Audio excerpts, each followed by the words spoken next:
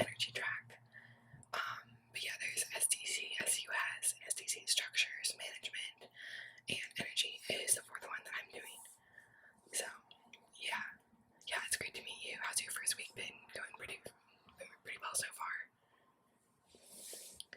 Yeah, no, definitely it's a big campus. I know it can be kind of hard to like get around and make your way around like the engineering quad, and the main quad even can be a little tricky to navigate at times. So yeah, but I'm glad to hear that everything's going well so far, it seems like. So yeah, so basically we have like maybe 20 to 30 minutes depending on how much time you have. But yeah, so basically what I brought some of my program sheets. I brought my program sheet, you can see here, and then I also brought this like example program sheet, which we can fill in together. Yeah, I thought that we could just go through those, and just kind of like flip through, and I can help you choose some classes for if you decide you want to do the co-term. Yeah, I mean, you're only a sophomore, so I feel like there's not really that big of a rush.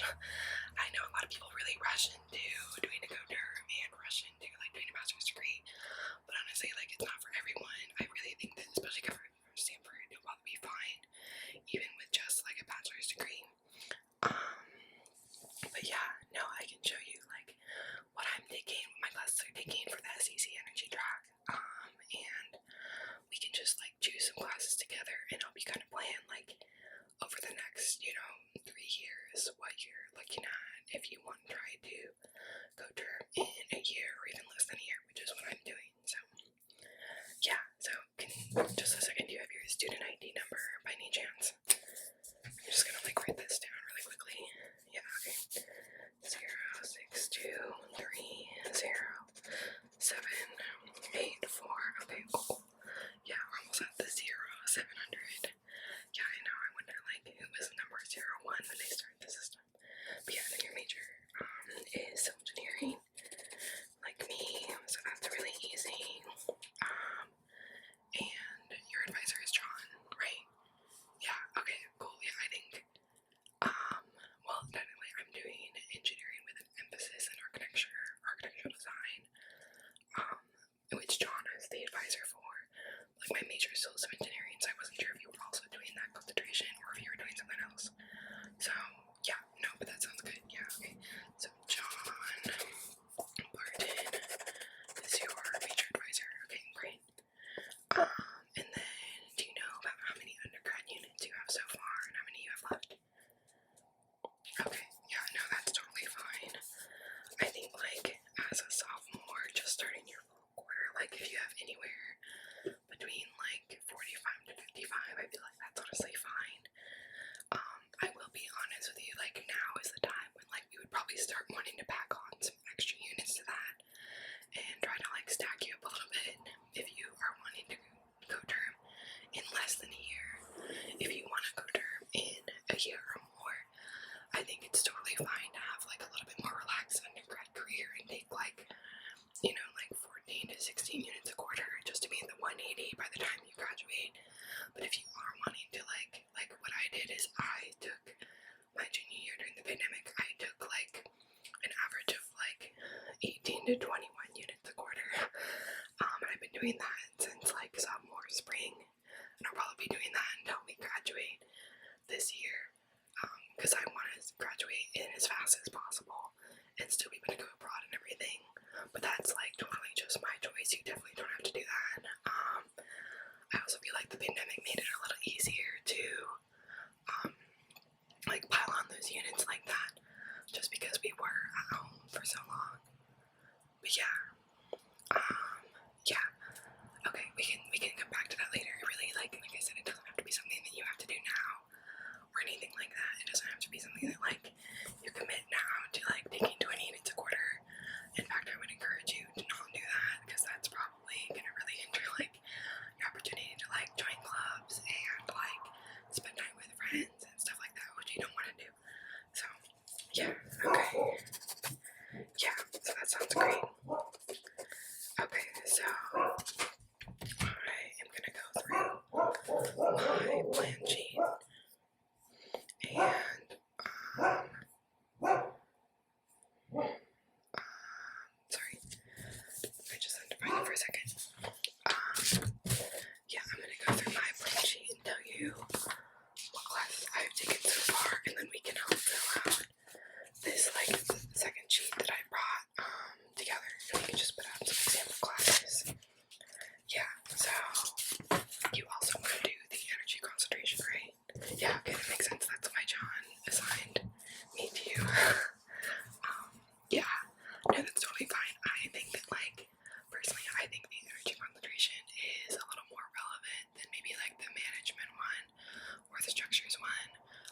obviously management is important, but like I feel like to be in a management role, I would rather be in a project role to begin with and not start off managing people, never having like been in their shoes, you know, versus like with the energy tech, like, I mean, we can see, like, even from this past summer, all the wildfires and the hurricanes that are happening all over the country, like, we definitely need energy efficient buildings and we need them really quickly, so that's obviously something that's really important, but yeah, that was just my preference though, but yeah, it's good that you're interested in energy as well. It makes sense that John assigned me to you.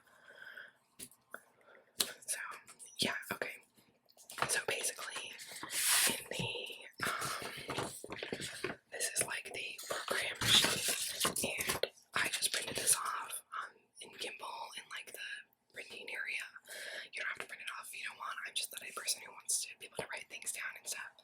But basically, there's like your core requirements, which is like, I think like 1, 2, 3, 4, 5, 6, 7, 8, 9, 10 classes, and then within those requirements plus some electives, you have to meet a certain number of unit requirements in 5 categories.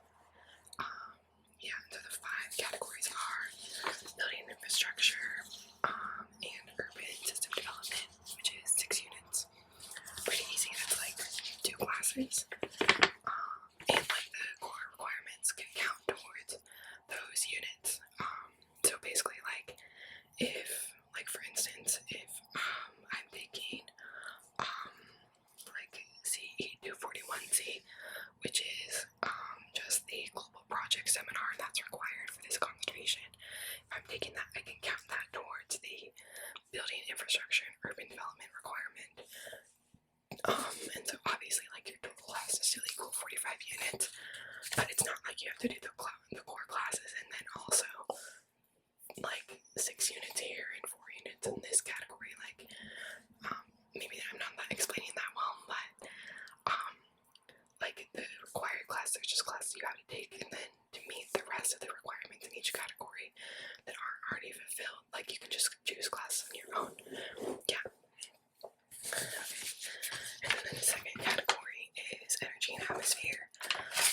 Obviously, this is the biggest one because this is the energy concentration, but honestly, like, it's only 9 units, and like, you can count up to 5 units of seminars also to your total degree, and so really you only have to get 40 like academic units, and I feel like even like the 9 units is not even that hard to meet. Like, I have already taken like half of the classes for this requirement, and I haven't even technically like started my co-term yet. Yeah, and then the next category, number 3, is construction. After that is industry context, which is only 5 units. Construction is 6. And then after that is skills. So definitely the biggest ones are energy and atmosphere, obviously. And then building infrastructure and construction. Because, like, it's energy efficiency plus, like, buildings, right? So obviously that makes sense. Yeah, so the core classes that you have to take are MSNE 240, which is the only class in this list that is not under CE, which is civil and environmental engineering. Yeah, and so that's the only one that doesn't count towards like any of the other categories that I just listed. But that's just like business, like accounting class. I'm honestly not really sure why we have to take it, but you know, it is what it is. After that is CE 146S with Mike Levick, if you had him. Yeah, no, he's really nice. If you take his 226 in the fall, probably not this year, maybe next year, which I highly recommend doing. Like, if you can do it early, you'll have him for sure. He's really nice. It's a fun project class. And then after that, 106A is required. Obviously, I took it last quarter, and it was actually not that bad. I'm really not a computer science person, so I was a little worried. But honestly, like, it wasn't really that bad at all, and like, I feel like I was able to do most of the assignments pretty well. I did spend a lot of time in layer, but you know, what can you do about that? Yeah, and so that's like the basic core. That's like basically a prereqs to the rest of the degree, so you probably want to finish those 3 sooner rather than later. Although I am planning on taking the medicine E class in winter 2023, which is going to be my last quarter here. So it's really up to you. But yeah, and the rest of the core is CE 241, 226, 176A, 256, 241C, 258, and energy 22W. Which I know sounds like a lot already, especially since it's just the core. But honestly, like, 2 of those classes are seminars, so pretty much you just have to show up and you'll get an A. They actually have really cool guest speakers too, and like a lot of companies will come to campus. The company I was working at this past summer, it's called Arab. You might have heard of it. Yeah, they're really great. But they like come to campus a lot and like recruit for internships and also for full time on campus. So that's a really good networking opportunity if that's something you're looking for.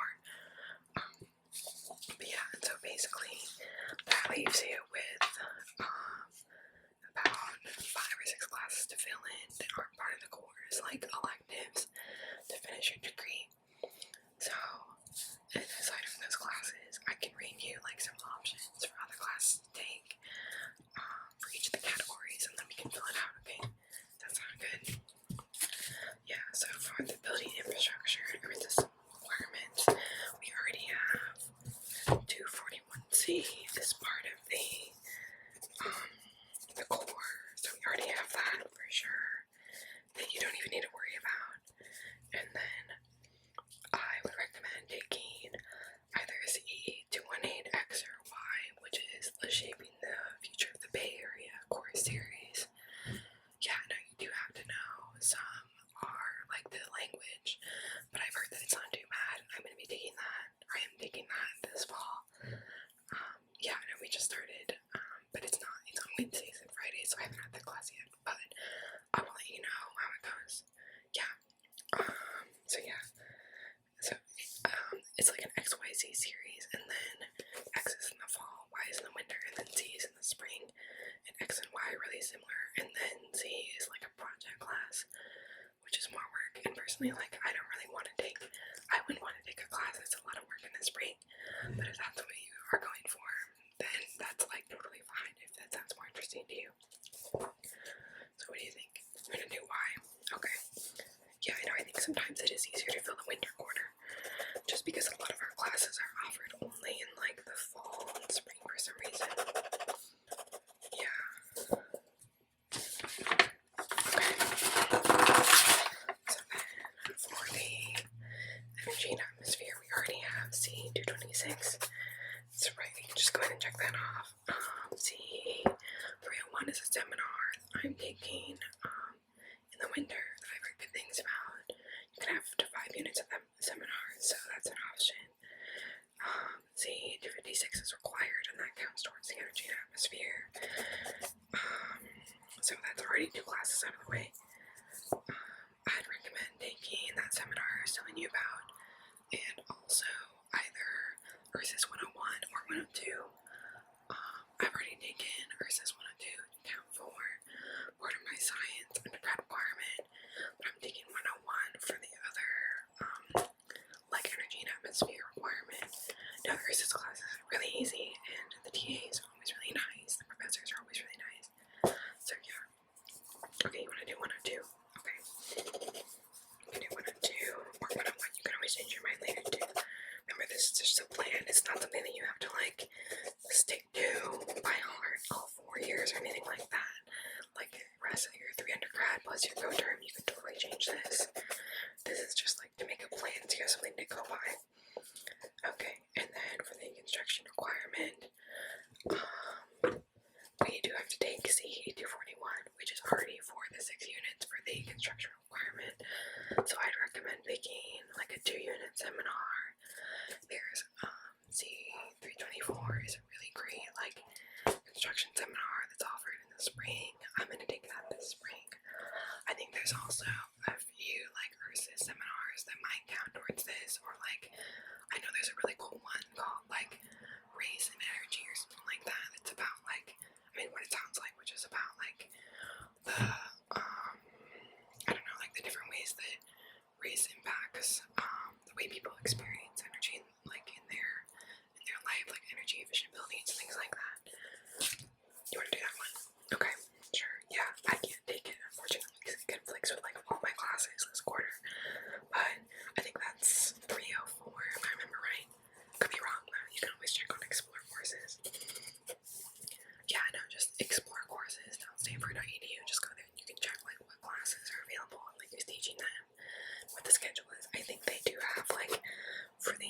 here they already have like the schedule out, so you should be able to see like really easily. You know, you should be able to see, you know, for the next year what's gonna work for your schedule. Great.